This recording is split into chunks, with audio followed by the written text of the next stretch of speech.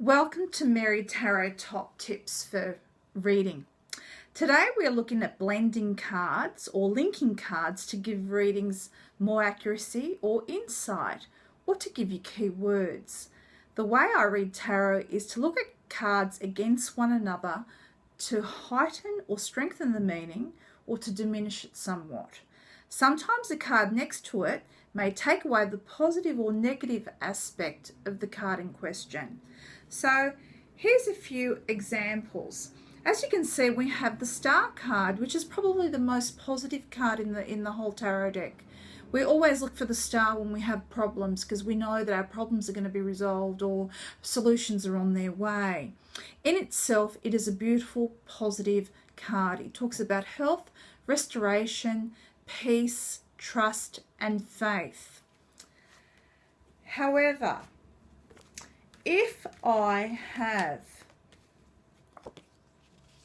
the Seven of Swords that falls against the Star card, it changes its meaning to mistrust or questioning trust. Or if the question about was, can I trust somebody, it would actually indicate that there would be some hesitancy in trusting. So you get where I'm coming. The Seven of Swords is not one of the most popular or positive cards in the deck. So when we combine that, they both are cards about trust in one way or another. And together it would indicate some mistrust. So I get a buzzword, I get a keyword, which is mistrust here when I look at that as a card combination or linking cards.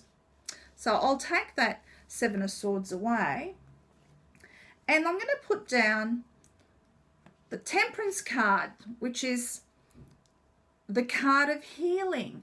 So together there, I would have a beautiful uplifting meaning to this card of, healing takes place and problems are resolved, and it heightens that Star card even more. So it talks about,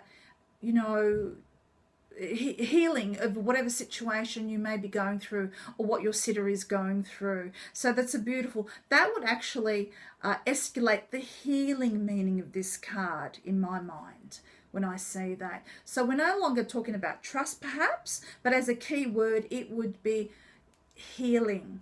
It would amplify the healing. So now I have the Devil card against it. So the Devil card is an addictive card, it's a manipulation card, it's a worry card. So I could possibly be worried about my health or worried about a situation. So it dampens it a little bit. But in all readings, we do need to look at the positive aspects to get us through life. So there is still a blessing in this reading. But for the sake of this for these tips, I'm just trying to teach the diminishing or the heightening of the word. So this is still testing me in a reading if I have a negative and a positive card together. So it draws away from the Star somewhat.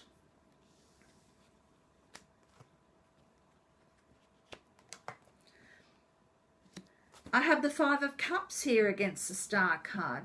So it's talking about having lost hope.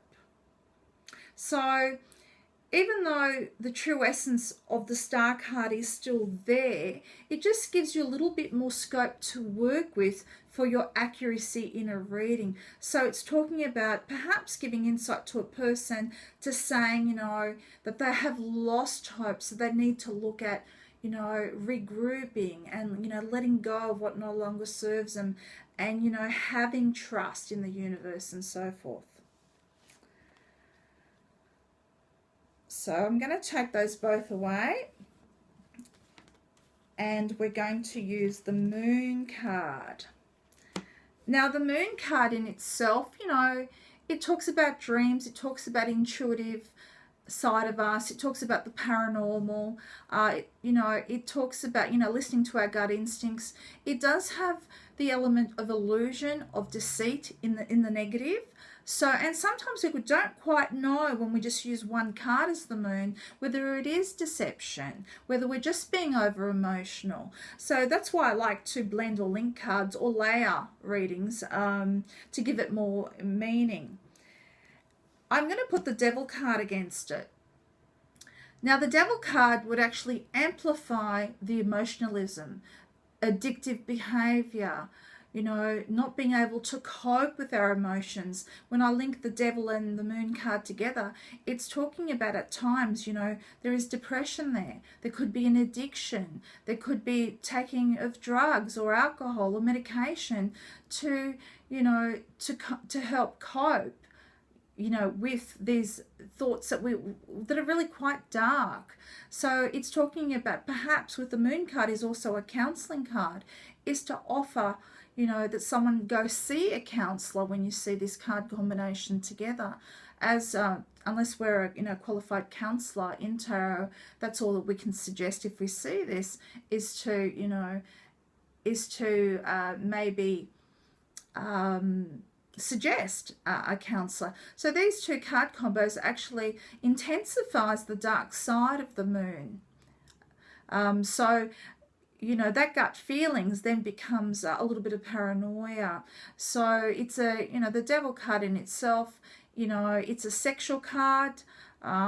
It is an addiction card. It's a worry card to me when I see this. I'm overly concerned with what's happening. I'm really worried. I can't see the solution right now. So now I'm going to change that, and I'm going to bring the Seven of Swords. Poor Seven of Swords, it always gets a bad rap, but it's not too bad in itself. Together we have deceit here. The moon with its illusion and the Seven of Swords with its it's deceit, it's theft.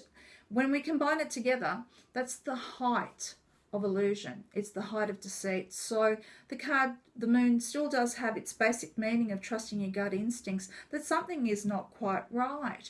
But at least with this card combo, it tells you, if you're looking to go for a job, there's something not quite right. Perhaps, what is being promised may not be delivered. However, if I have the Ten of Cups, which is an ultimate happiness card, it talks about emotional happiness or trusting those gut feelings, to get you where you need to go to. It's called about emotional upliftment. So we take that moon and any negative aspects with the Ten of Cups against it, to me, means that we will find fulfillment. And the key is to tap into our emotions and see what is serving us and what makes us feel happy. That's the answer. So the moon can be quite positive if it's got a positive card against it, but at least you know where it's going with the moon. Because sometimes as a tarot student, we say, well, isn't it an illusion with the moon? Or is it real? So how can you get a moon to serve you in a reading? Look what's next to it.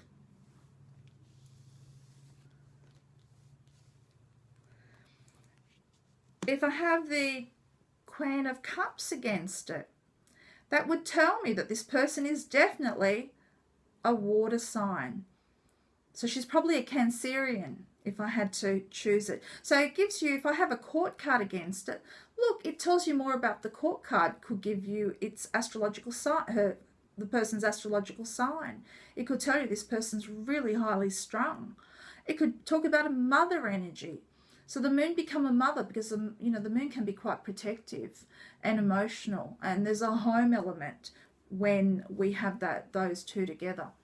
So with a Court card and the moon against it, look at the characteristics of the moon and apply it to the Court card.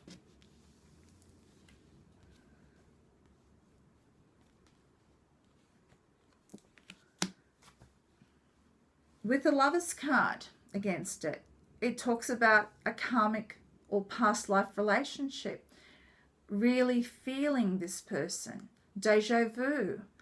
So together, it's quite a very powerful attraction. If I had a 3-card combo, it would talk about sexual attraction at its best, sexual addiction, can't get enough of a person.